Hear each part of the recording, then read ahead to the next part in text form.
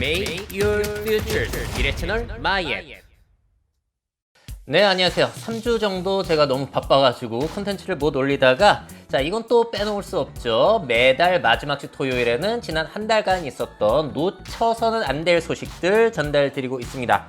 자, 좀 쉬어가지고 내용들이 많습니다. 타임라인 보시면서 괜찮은 소식만, 여러분들이 원하시는 소식만 보셔도 될 것 같아요. 자, 먼저 어도비 맥스 2021년에 놀라운 기술들이 공개가 되는데 너무 재밌더라고요. 먼저 어떤 이미지, 모델 이미지를 넣고 또 다른 포즈의 이미지를 넣은 다음에 이걸 합성을 하게 되면요, 나의 포즈가 이렇게 바뀌는 기술을 공개했습니다. 프로젝트 스트라이커 포즈라는 거고요. 다양한 이미지들을 갖다 놓으면은 똑같은 사진 한 장만으로도 다양한 포즈가 가능해요. 저렇게 팔짱 끼고 있는 것부터 해서 심지어 뒷모습까지도 합성을 해준다는 게 너무나 놀랍지 않나요? 어떻게 이게 가능한 거죠? 그래서 사진 한 장만 있으면은 다양한 포즈를 그냥 인터넷에 여러 가지 사진들을 가져와가지고 합성해낼 수가 있는 기술이 공개가 됐습니다. 야, 이거 이용하면은 앞으로 쇼핑몰이라든지 다양한 광고물에서 엄청나게 재미나게 이런 식으로 활용이 될 수 있을 것 같아요. 자, 그리고 다음은 프로젝트 온 포인트. 자, 내가 찾고자 하는 이미지를 딱 올리게 되면은 그 자세를 AI가 분석해서 어도비 스탁에 올라와 있는 다양한 이미지들 중에서 그 포즈와 똑같은 걸 검색해 주는 거예요. 자, 그리고 저기 나와 있는 뼈대, 그 모습을 이제 내가 드래그 해가지고 바꾸면은 거기에 맞게끔 또 이미지를 찾아주는 겁니다. 단순히 앉아있는 사람의 이미지 이렇게 텍스트로 적는 게 아니라 내가 그림을 그리거나 원하는 사진을 올려가지고 거기에 맞는 포즈를 검색해 준다는 거예요. 자, 다음에 이건 모피어스라는 건데 현재 포토샵에도 뉴럴 그 필터라고 해서 그 안 웃는 얼굴을 웃게 만들어주는 기능이 있거든요. 근데 앞으로는 움직이는 동영상에도 나의 표정을 바꿔줄 수 있는 기능이 곧 들어온다고 합니다. 그러니까 내가 사진 찍었을 때 표정이 좀 밝지 않고 그러면은 얼마든지 조정을 할 수 있고 동영상도 조절할 수 있다는 거예요. 자, 그리고 이것도 곧 기능에 들어올 것이라고 해요. in between이라는 거고요. 사진 두 장만 있으면 그 중간을 채워가지고 너무나 자연스러운 동영상을 만들어준다고 합니다. AI의 이미지 생성 기술이 이만큼 발달하고 있어요. 자, 저렇게 몸도 막 왔다 갔다를 하고 있고요. 자, 그러니까 사진 두 장만 있으면 되고 강아지도 이렇게 바꾸는 게 가능해요. 사람만 가능한 게 아니라. 자, 이 기능 곧 들어올 것 같고 또 다른 기능은 이제 내가 캐릭터를 스케치하면은 거기에 채색을 알아서 AI가 저렇게 추천을 해주고 그림자 역시도 자동으로 넣어주는 거예요. 이건 일러스트레이터 프로그램에 들어오는 기능이라고 하는데 앞으로 이미지 작업하기가 굉장히 쉬워지겠죠. 너무나 놀랍습니다, 기능이. 자, 물론 이 기능들이 바로 들어오는 건 아니고 때로는 오래 걸리기도 하고 아예 안 들어오는 경우도 있습니다만 사실 이런 연구를 하고 있다는 것 자체가 참 재미난 것 같아요. 그리고 곧 들어올 기능 중에 뭐가 있냐면은 여러분들이 포토샵으로 이미지 작업을 하잖아요. 그거를 바로 포토샵 안에서 NFT 발행이 가능하다고 해요. 그러면 나의 그림이라는 내가 만든 저작물이라는 것이 딱 거의 사인이 되는 거죠. 디지털 사인이 되는 거라 이제 이런 것들을 물론 이미지 도용은 무조건 가능하죠. 복사 붙여넣기는 누구나 할 수 있기 때문에. 근데 나의 이미지를 이 사람에게 판매한 게 맞다. 이런 증명서는 블록체인에 저장이 되는 방식이다 보니까 디지털 창작자들에게는 이제 앞으로 이런 NFT 방식들이 서서히 보급이 되면서 많은 기회들을 또 제공해 줄 수 있을 것 같아요. 자, 앞으로 이미지 작업은 또 어떻게 바뀔지 분명히 AI가 발달하고 프로그램이 발달하면서 이미지 작업은 계속해서 편리해질 수 있을 것 같습니다. 많은 분들이 혜택을 받을 수 있겠죠? 자, 그리고 야, 이거 페이스북이 사명을 메타로 바꾸기로 결정했어요. 메타로. 자, 그 내용 한번 보시겠습니다. 일단 페이스북 자회사들이 너무 많이 생겼는데 그걸 포괄하려면 페이스북이라는 좀 오래된 이름보다도 메타라는 이름이 적합하다라고 판단을 한 것 같아요. 자, 그래서 결국에는 페이스북은 앞으로 이런 식으로 3차원 가상공간, 메타버스 중심으로 바꾸겠다는 거고요. 예전에 공개했던 데모 영상보다 좀 자연스러워진 모습이 공개가 됐어요. 우리가 흔히 알고 있는 영화 레디 플레이어 1과 진짜 많이 닮아가고 있고요. 단순히 가상에서만 있는 게 아니라 저렇게 화상 통화도 가능해서 웹캠이 있는 사람도 참여할 수 있게끔. 자, 그리고 호라이즈 홈은 내가 딱 VR을 꼈을 때 도착하는 곳인데 나의 공간을 꾸미다가 친구들을 불러서 우리 집에서 놀 수 있다는 거예요. 가상의 우리 집에서. 그리고 저렇게 뭐 세계 여행 다니면서 영상도 보고 하면서 놀 수 있다는 거고, 또 로블록스 스튜디오와 마찬가지로 사람들이 그 공간 안에 여러 가지 것들을 만들어낼 수 있는 좀 더 쉬운 도구, 좀 더 구체적인 도구를 또 제공한다고 합니다. 그래서 저런 걸로 원하는 것들을 이제 계속 만들어내서 그 안에서 살라는 거죠. 자, 그리고 스마트 글래스에 대한 비전도 보여주고 있는데 사실 자꾸 왜 이러는지 모르겠어요. 이거 기반 기술이 없어요, 지금. 이렇게 되기까지는 수년이 남아 있습니다. 근데 정말로 잘 되면 진짜 안경과 똑같은 거를 쓰더라도 저런 혼합현실, 증강현실이 가능해질 것이라고 자꾸 홍보를 하고 있어요. 페이스북의 목표, 메타사의 목표는 앞으로 이런 거라는 겁니다. 그럼 모니터 여러 대 살 필요도 없죠. 안경만 쓰면 여러 대의 모니터가 저렇게 자연스럽게 보이고 현실 공간에서 작업을 하면서 운동을 하면서 가상도 볼 수 있기 때문에 앞으로는 이런 것들이 발달될 것이다 라는 비전을 보여주고 있습니다. 자, 근데 여러분들 오해하지 마세요. 이거 옛날부터 보여줬던 거기 때문에 새로운 건 하나도 없어요. 조금씩 발전을 해가고 있을 뿐이지. 자, 그래서 각종 언론에서 이 보도를 하는데 버지에 나왔던 기사 내용들을 좀 정리해 보자면은 앞으로 페이스북, 이 회사는 소셜미디어 회사에서 메타버스로 그 중심을 옮겨가겠다. 3D 가상세계 그리고 혼합현실에 중점을 두겠다는 거죠. 그래서 오큘러스 제품도 메타라는 이름으로 바꿀 예정인가 봐요. 2022년부터는. 자, 그리고 10년 안에 사람들이 3D 버전의 인터넷에서 생활할 것이다. 그래, 뭐 비전이야, 뭐 이렇게 이야기해야겠죠. 왜냐면 이 회사가 이미 2016년 뭐 그쯤부터도 앞으로 뭐 몇 년 후에는 사람들이 이런 공간에 살 것이다 그런 얘기를 했는데 별로 발전된 게 많지 않다라는 거. 자, 그리고 이제 오큘러스 헤드셋, 그 VR 헤드셋뿐만이 아니라 내년에는 고급형 MR 헤드셋 프로젝트 캠브리아를 선보인다고 해요. 그러니까 오큘러스 퀘스트 2는 저렴했지만 이거는 저렴할 것 같지는 않아요. 기능은 많아지고 실제로 나의 표정까지도 구현할 수 있는 그런 뛰어난 기능을 갖추고 있다고 하는데 뭐 나와봐야 알죠. 이거는 나와보면 또 한번 사봐야 될 것 같아요. 사서 진짜 써봐야지 쓸모가 있는지 아니까. 그리고 수년 후에는 스마트 안경 나자레를 선보인다고 하는데 이름이 왜 이렇게 어려운지 모르겠어요. 나자레. 근데 이거는 금방 출시될 그런 뭐 조짐은 없습니다. 자, 이런 소식을 보면서 너무나 좀 황당하기도 하죠. 이미 2016년에 제가 소개해드린 영상이에요. 페이스북이 저런 걸 만들고 싶어 한다. 근데 벌써 몇 년이 지난 거예요. 지금 벌써 6년 정도가 지났음에도 불구하고 이런 것들이 일상화가 되고 있지 않아요. 오큘러스 퀘스트 2 많이 팔렸다고는 하는데 주변에 이용하는 사람들 보신 적 있으신가요? 거의 없단 말이죠. 그래서 결국에는 이 마크 주커버그의 이 비전은 계속해서 딜레이가 되고 있다라고 보시면 될 것 같습니다. 심지어 일론 머스크의 테슬라 비전보다도 더 딜레이가 많이 되고 있는 것 같아요. 자, 여기에 대한 해외 언론들의 반응은 어떻냐? 싸늘합니다. 싸늘해요. 페이스북이 가뜩이나 뭐 사생활 침해라든지 도덕성에 대한 문제들이 계속 불거지고 있다 보니까 그냥 사명을 바꿔가지고 이미지 변신을 하려고 하는 거 아니냐. 이런 내용들이 많고, 자, CNET에서 보도한 영상이 벌써 조회수가 34만 회를 넘어갔는데 좋아요, 싫어요 보시게 되면은 싫어요가 절반가량이에요. 그만큼 비판적인 의견이 많고 댓글이 3,000개가 넘게 달렸는데 그중에 몇 가지 제가 인상 깊게 본 걸 가져왔거든요. 긍정적으로 보는 사람들도 굉장히 많습니다. 이런 것들이 너무나 기대된다는, 보세요. 저는 항상 이런 걸 꿈꿉니다. 놀랍습니다. 블랙미러의 한 장면 같다. 이런 의견도 있는 반면에 이런 의견들이 대다수였어요. 팬데믹 이후 내가 원했던 것은 리얼 월드의 리얼 피플과 연결되는 것이다. 그러니까 이런 공간 안에서 연결하고자 하는 게 디스토피아지 우리가 원하는 미래가 아니라는 의견이 너무나 많더라고요. 그래서 디스토피아 공상과학 소설 같은 데서는 우리는 이런 일이 일어나도록 허용해서는 안 됩니다. 이런 메시지를 주고 있죠. 레디 플레이어 1 영화도 마찬가지고. 근데 투자자들, 백만장자들은 계속해서 여기에 대해서 멋진 아이디어라고 하면서 투자를 하고 있는 이런 상황이고, 또 이제 사생활, 데이터에 대한 논란이 많잖아요. 이런 비판이요. 여전히 모든 데이터를 수집하고 최고 입찰자에게 판매하는 게 이 메타비전의 목표라는 것이죠. 그 공간 안에서 사람들이 생활하면은 거기에 대한 모든 정보들이 페이스북, 메타사에 저장이 되는 거니까. 자, 안경이 있는 작업 도구는 정말 혁명적이지만 아바타는 세컨드 라이프 재부팅에 불과합니다.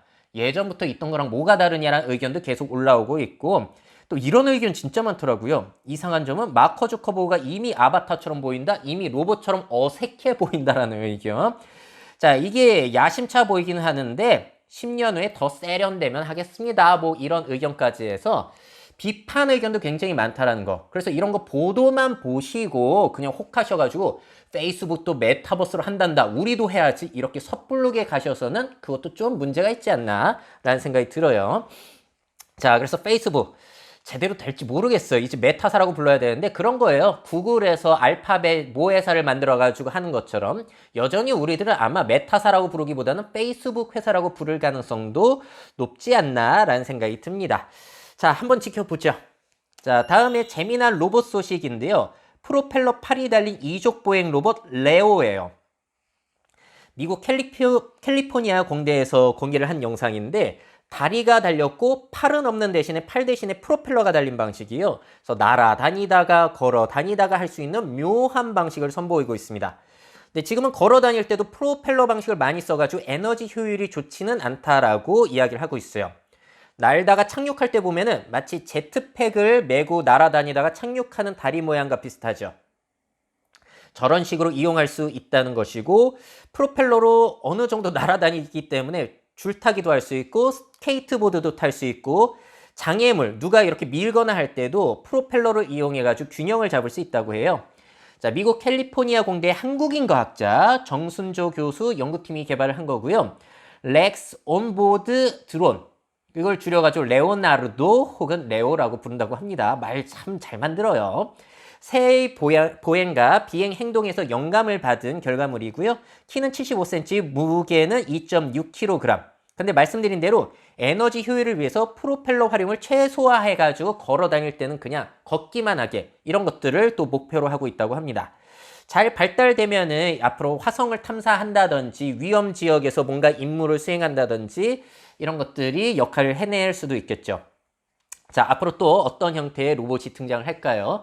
지금은 쓸모가 없지만 이런 것들이 모여가지고 언젠가는 폭발을 할 수도 있다는 거, 잠재력이. 자, 반면에 잠재력 폭발을 못하고 있는 곳이 있으니 아마존이에요. 아마존에서 9월 말에 이 아스트로라고 하는 가정용 로봇을 드디어 공개했습니다. 자, 아마존은 왜 로봇을 안 할까 궁금했는데 가정용 로봇을, 드디어 이제 가정용 로봇이 나오더라고요. 저렇게 따라오라고 하면 따라오는 디스플레이형 로봇이라고 보시면 되겠고, 자, 저기 할 수 있는 기능들은 이제 화상 통화를 할 때도 이동형으로 할 수 있다라는 거죠. 그러니까 스피커 같은 건 고정이 되어 있는데 따라오라고 하면 따라올 수 있으니까 저거는. 자, 뭐 편리한 구석이 있는 것 같기는 합니다. 그리고 떨어져 있는 가족에게 메시지를 보낸다든지 독거 노인들에게 뭐 여러 가지 알람 활동을 할 수도 있는 거고요. 여기서 중점적으로 다루고 있는 건 보안 기능이에요. 저렇게 망원경 카메라가 올라가가지고, 망원경? 텔레스콥? 뭐죠? 아무튼 그 높이 카메라가 올라가서 높은 곳까지 비칠 수가 있고, 문제가 생겼을 때 바로 저렇게 스마트폰을 통해서 살펴볼 수 있게 해주는 시큐리티 기능이 제일 큰 특징입니다. 자, 뭔가 깨지는 소리가 난다 하면은 그쪽으로 가가지고 문제의 상황을 파악해주는 이런 기능을 갖추고 있어요. 자, 누가 저렇게 침입을 했나 봤더니 라쿤이었던 거예요. 그럼 조치를 취할 수 있는 게 뭐냐면은 저렇게 윙윙윙윙윙윙 저런 경보음을 내가지고 쫓아낼 수도 있고, 뭐 맥주라든지 간단한 물건 같은 경우에는 옮겨줄 수도 있다라고 열심히 뭐 쓸모를 만들어내려고 하는 흔적이 보이시죠. 자, 이게 3바퀴로 이동하는 10인치 터치스크린 로봇이고요. 이동하면서 화상통화라든지 음악 감상 등 알렉사 기능들 이용할 수가 있어요. 특정 방을 지정하거나 사람을 인식하기 때문에 자율 이동이 가능하고요. 집안을 감시하는 패트롤 기능이 가장 큰 특징입니다. 자, 요건 아무나 살 수 있는 건 아니고 일단 내가 신청을 해 놓은 다음에 그 중에서 선정해가지고 몇몇 사람들에게만 $999에 판매가 되고, 나중에는 정식 가격이 $150 정도에 판매가 될 계획이라고 해요. 이것도 그러니까 100만 원이 넘어가고 거의 뭐 170만 원 이 정도가 되다 보니까 꽤 부담스러운 가격이라고 할 수 있겠죠. 결국에는 아마존 링 카메라, 그러니까 보안 카메라랑 에코쇼 디스플레이 스피커랑 로봇이 결합된 방식이라고 보시면 되겠습니다. 전혀 새로울 것이 없는 것이 일본의 아이보, 라봇, 미국의 태미 이런 로봇이 보여줬던 기능과 다를 게 거의 없다는 거. 이미 저런 로봇들도 홈 시큐리티 기능들을 이미 수년 전부터 선보였어요. 아이보도 마찬가지고 라봇도 저렇게 침입자가 있을 때 알려주는 기능들 수년 전부터 이미 탑재가 되어 있다. 그래서 새로운 건 전혀 없다라고 보실 수 있고, 다른 점이라고 한다면 저렇게 카메라가 쭉 뻗어 올라가가지고 높은 것도 볼 수 있다는 거, 요거는 꽤나 괜찮은 아이디어 같아요. 근데 이런 거 하겠다고 100만 원 넘게 돈 주는 거 많은 사람들이 할까는 좀 의문이 있고요. 저 같은 경우는 애플 라일리라고 이동형 CCTV로, 물론 사용자가 직접 제어를 해야 되는 방식이긴 하지만 이거는 보면 14만 원 정도면 할 수 있어요. 집안 돌아다니면서 감시하는 거. 그래서 가격을 생각하면 이런 방식도 있다라는 거. 차이점이라고 하면은 트레이가 있다는 건데, 야, 저게 뭐 의미가 있을까요? 어차피 사람이 넣어줘야 되는데 로봇한테 팔이 있는 것도 아니고. 자, 그리고 노인 돌봄 기능이 있는데요. 우리나라 같은 경우에는 AI 인형 효돌 같은 것도 있고. 자, 아스트로와 효돌 중에서 어떤 방식이 더 괜찮은 방식일까요? 저는 굳이 둘 중에 구별하자면 아스트로 방식이 인형 방식보단 낫지 않나 라는 생각이 들기도 합니다. 디스플레이를 이용해서 사람과 사람을 연결해 줄 수도 있기 때문에. 자, 근데 여기에 대해서 더 버즈는 이런 기사를 냈어요. 이거 개발한 사람들이 사실 이거는 끔찍한 기계다, 아직 출시될 그 준비가 안 돼 있다라는 그런 폭로 내용이 보도가 되기도 했습니다. 계단에서 막 떨어지고 제대로 작동을 안 할 때가 많다는 거예요. 참 아마존 요즘 그렇게 혁신적이지 않은 모습들을 많이 보여주는 것 같아요. 근데 이런 로봇들을 보다 보면은 삼성전자에서도 CES 행사마다 반려 로봇들을 선보였잖아요. 공처럼 생긴 볼리라든지 올해 선보인 보케어, 핸디 이런 로봇들. 차라리 이런 로봇들이 출시되면 더 유용할 것 같은데 삼성전자는 아직까지도 출시를 좀 꺼리고 있는 상황입니다. 괜찮을 것 같은데 볼리 왜 안 내보내시나 모르겠어요. 뭐 사정이 있으시겠죠. 자, 그래서 지금 가정에 들어오는 로봇 제품 중에서는 로봇 청소기 이상의 실용도를 보여주는 건 없어요. 그래서 반려 로봇을 이용할 때도 우리가 기대할 수 있는 건 결국에는 그 보안 기능이거든요. 근데 그거는 좀 찝찝하기도 하고 사생활 침해라든지 그런 것 때문에 잘 되고 있지는 않습니다. 그래서 아마존도 요즘 내놓는 게 새롭지 않고 혁신적이지 않다라는 게 참 아쉽기는 해요. 자, 그리고 제가 미래 채널에서도 소개해드렸던 날아다니는 보안 그 드론 CCTV 있잖아요. 요게 출시된다 하더니 없어졌었거든요, 말이. 근데 드디어 올 가을부터 신청자 중에 선정해가지고 구매를 허용해준다고 합니다. 자, 비용은 $250니까 뭐 29만 원 정도면 이건 가능해요. 그래서 로봇보다는 저렴하다라고 볼 수 있겠는데 이것도 그냥 일반 사람들에게 판매는 아직까지 안 된다는 거. 자, 아마존 앞으로는 좀 뭔가 새로운 게 또 나올 수 있을지 기대해 볼게요. 자, 다음 소식 상당히 흥미로웠어요. 뇌에 삽입한 장치가 우울증을 경감해주는 사례가 보도가 됐습니다. 자, 뇌에 칩을 씹었더니 우울증이 사라지더라. 심은 게 꽤 커요. 장치가 이만큼이나 큰 장치이고 이건 뉴로페이스라는 회사에서 만든 장치예요. 두 가지로 되어 있어요. 뇌 활동을 측정하는 부분, 뇌를 자극하는 부분 이렇게 되어 있고 배터리도 탑재되어 있습니다.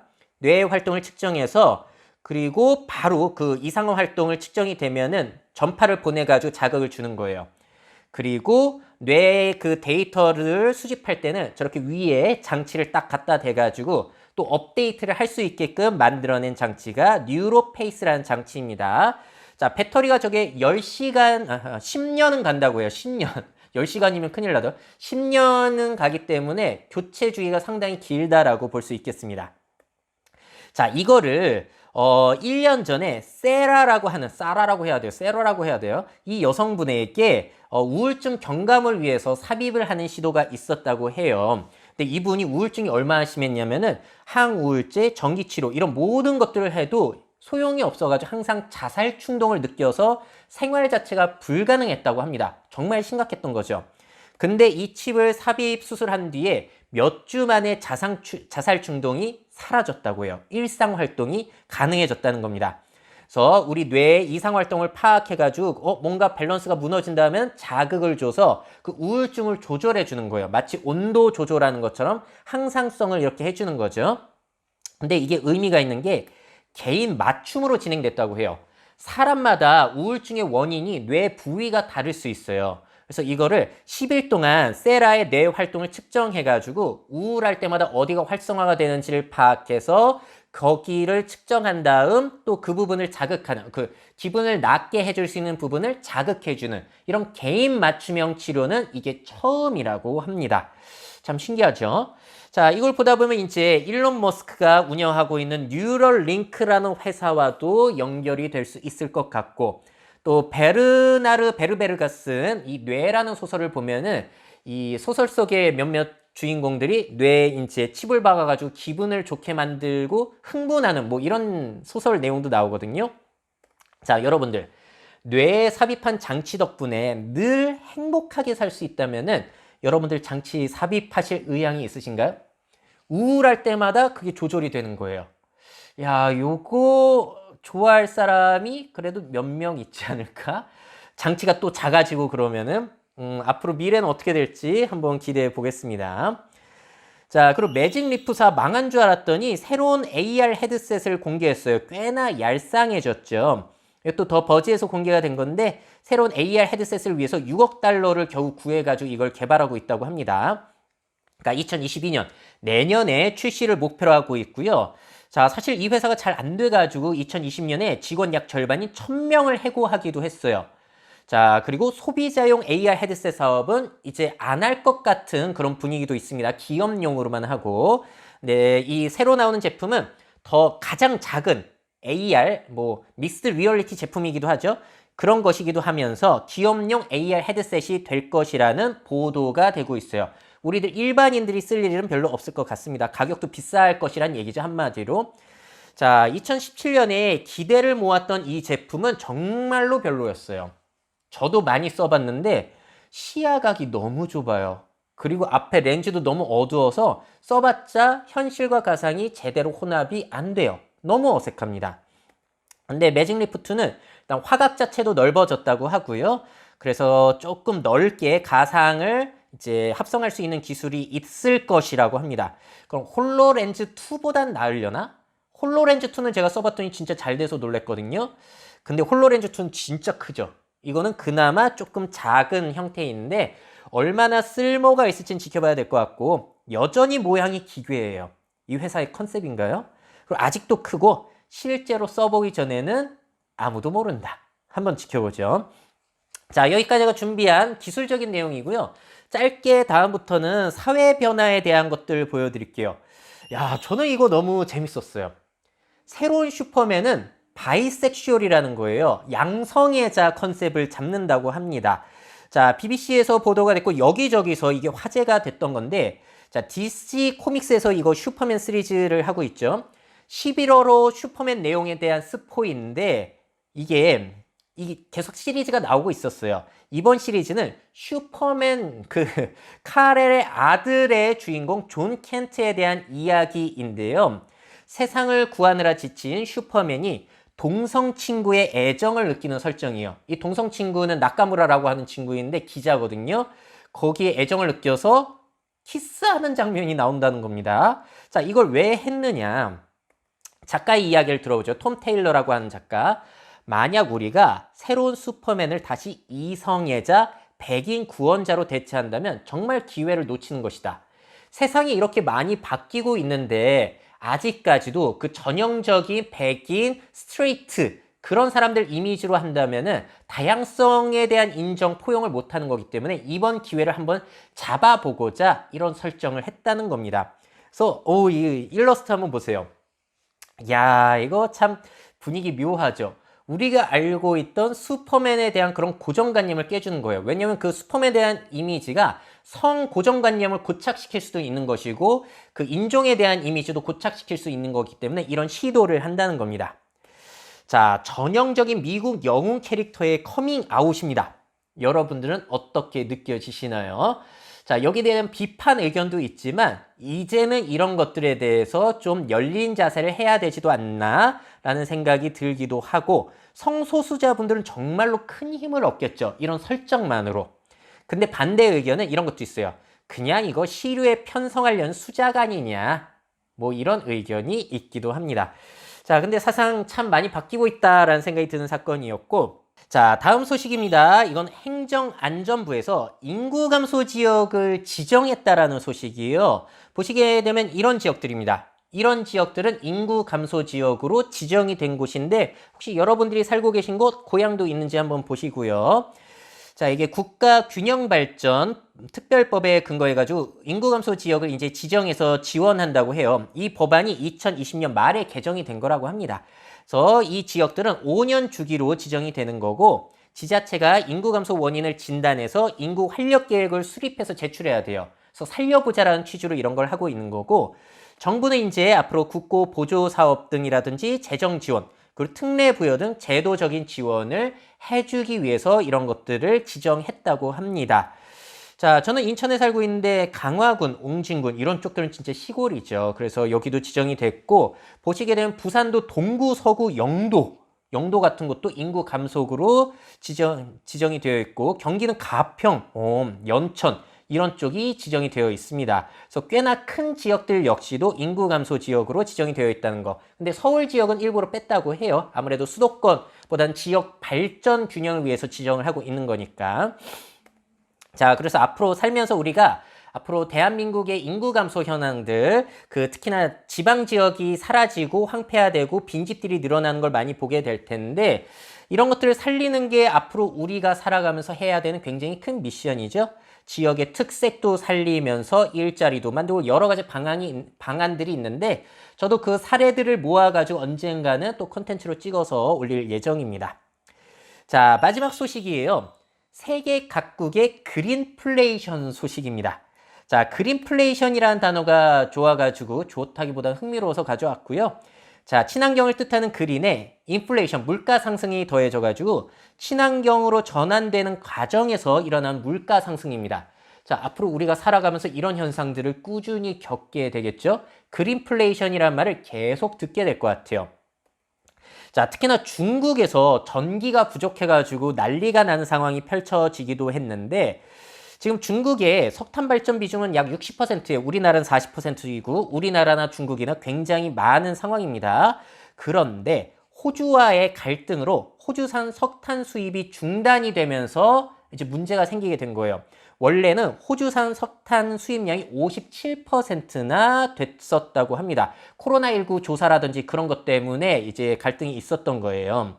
자, 그리고 2060년 탄소 중립 목표로 하면서 중국에서도 석탄 채굴량을 줄였다고 해요. 또 올림픽 대비하면서 친환경적인 모습을 보여주고 싶었던 거죠. 그러면서 또 세계 석탄 가격은 3배가 증가됐으니 이 석탄 가격이 부족하고 수입이 안 되면서 중국에 전력난이 생기게 됐다고 합니다. 자, 근데 중국뿐만이 아니라 자, 지금 유럽도 심상치 않아요. 풍력 LNG 발전을 늘린 영국, 스페인, 전기료가 최고 7배로 치솟았다라는 보도이거든요. 독일도 이탈리아도 36%, 48% 꽤나 전기요금이 많이 올랐습니다. 특히나 이런 원인 중에 어떤 게 있냐면은 유럽은 풍력 발전이 많은 나라가 있는데 독일 말고도 이런 영국이라든지 특히 그런 쪽 바람이 안 부는 거예요. 2000년 이후로 가장 바람이 지금 적게 불고 있다고 합니다. 그래서 풍력 생산 비중이 하락하고 있고, 그 와중에서 이걸 보충하기 위해서 그나마 탄소 배출이 적은 천연가스로 보충을 하고 있는데 천연가스 생산이 감소되고 있어요. 왜냐하면 친환경적인 그런 분위기 때문에. 그리고 또 코로나19에 대해서 회복을 하면서 경기는 살아나면서 수요 증가가 되다 보니까 가격이 상승되고 있는 거예요. 그 결과 전기 도매가가 영국은 4배, 독일 3배, 프랑스 2배가 상승됐다. 지난 4개월 동안에 이런 보도가 이어졌고요. 참 재미난 게 제가 1월 미래 뉴스에서 보여드렸던 게 영국에서 작년 12월 26일 해상 발전 비중이 신기록을 달성했었어요. 그때는 풍력이 하루에 생산되는 전기의 무려 절반을 풍력으로 생산하기도 해가지고 기록을 세운 거였거든요. 그런데 이게 바람이 멈추니까 요금이 이렇게까지 급등이 되더라. 기간에 따라서 몇 배인지는 다 차이가 나고 있습니다. 그래서 풍력에 의존했다가는 이런 문제가 발생하기도 한다는 거예요. 그래서 이걸 보충하고자 천연가스라든지 그런 걸 쓰자니 또 천연가스의 비용이 높아져서 가격이 오르기도 하고. 자, 천연가스 가격이 급등을 했다고 합니다. 자, 친환경 하겠다고 하니까 일단 생산을 줄이고 있기 때문에 이런 영향이 있고요. 또 세계 경기가 살아나면서 수요가 늘어나며 가격이 상승되기도 했다라는 거. 자, 그리고 또 정치적인 영향도 있어요. 유럽 천연가스 사용량의 3분의 1가량은 러시아에서 공급을 하는데 러시아가 갑자기 이걸 줄여버린 거예요. 유럽 길들이기 아니냐라는 의혹이 있기도 합니다. 자, 그리고 원유, 서부 텍사스산 원유 같은 경우에도 가격이 올라갔는데 친환경 전환 때문에 미국 석유 산업에 대한 투자 역시도 2004년 이후로 최소로 줄어들었다는 월스트리트 저널의 보도가 있었다고 합니다. 자, 그러다 보니까 참 가격이 오르고 있는 상황이고, 자, 그럼 대체하고자 원자력에 대해서 우리가 생각해 봐야 된다는 의견도 많아요. 일론 머스크도 원자력은 그 대체 수단이다라는 이야기를 하고 있고, 또 빌 게이츠도 좀 더 발전된 예전 방식 말고 체르노빌 이런 방식 말고 발전된 원자력을 잘 활용하면은 친환경적으로 전기를 꾸준하게 보충해 줄 수 있다라는 의견을 비치는 사람입니다. 또 보니까 프랑스 같은 경우에도 원전에 좀 더 중점을 두고 있더라고요. 일본 역시도 그렇게 후쿠시마 원전 사건을 겪었음에도 불구하고 소형 원자력 발전을 또 계속해서 추구를 하고 있는 이런 상황이에요. 왜냐면 안 그러면 또 석탄이라든지 천연가스를 써야 되는데 그것보다는 원자력이 친환경적으로는 훨씬 더 가치가 있다라고 판단한 나라도 있는 것이고, 뭐 여러 가지 경제적 상황까지도 고려가 되어 있겠죠. 물론 이 원자력 너무 위험합니다. 혹시 여러분들 미드 체르노빌 보셨나요? 저는 최근에 이 드라마를 봤는데, 야, 원자력 피폭이, 그 방사능 피폭이 이렇게까지 끔찍하구나를 너무나 잘 보여줘가지고, 이 원자력이라는 것이 상당히 위험하긴 합니다만, 그래도 예전과는 많이 달라졌다는 거죠. 그래서 요즘 짓는 원자력 같은 경우에는 위기 관리가 잘 된다는 의견이 있는데, 앞으로 그래서 원자력에 대한 이 갑론을박은 계속해서 이어질 것 같아요. 독일은 철수를 했고, 우리나라도 철수 분위기죠. 근데 우리나라도 이제 2050년까지 탄소 중립을 달성할 것이라고 선언을 한 상태인데, 심지어 2030년까지 2018년 대비 온실가스 배출을 40% 낮추겠다라는 굉장히 큰 전환이라고 저는 생각이 들지만, 환경단체에서는 이것도 부족하다는 얘기를 하더라고요. 환경단체에서는 40%도 부족하다, 뭐 48 이 정도로 높여야 된다. 그리고 산업부에서는 말이 안 된다, 이렇게까지 급격하게 하면은 비용도 상승되고 너무나 부담이 크다, 갈등이 있는 이런 상황이에요. 자, 그래서 탄소 배출 감축과 물가 안정, 과연 두 마리 토끼를 잡을 수 있을 것인가? 우리가 앞으로 살아갈 미래에 이런 일들이 펼쳐지게 될 텐데 참 걱정이 되기도 하고 그렇습니다. 그래서 친환경 하겠다고 이제 전에 쓰던 뭐 원자재라든지 원유라든지 그런 거 줄여버리게 되면은 결국에는 피해를 입는 쪽이 좀 저소득 계층일 수도 있겠다는 것까지 해가지고 정부의 고심은 진짜로 깊어질 것 같아요. 자, 기업은 생산 비용 높아지죠? 소비자에게는 물가 부담이 되죠. 어떻게 해결이 될까요? 참 잘 해결이 될 수 있기를 희망해 봅니다. 자, 이렇게까지 해서 10월에 있었던 미래 뉴스들을 정리해서 전달 드렸고요. 지금부터는 제가 최대한 일주일에 한 번씩 컨텐츠를 올리려고는 하는데 제가 진짜 이 일하면서 제일 바쁜 시기예요. 그래서 가끔가다 컨텐츠가 올라오지 않더라도 양해의 말씀 부탁드리겠습니다. 자, 그러면은 또 다음 컨텐츠에서 뵙도록 하죠. 미래사회 변화를 업데이트하고 싶으신 기업 및 기관, 그 밖에 미래 트렌드 교육이 필요하신 분들은 myf21 네이버닷컴 이메일로 연락주세요.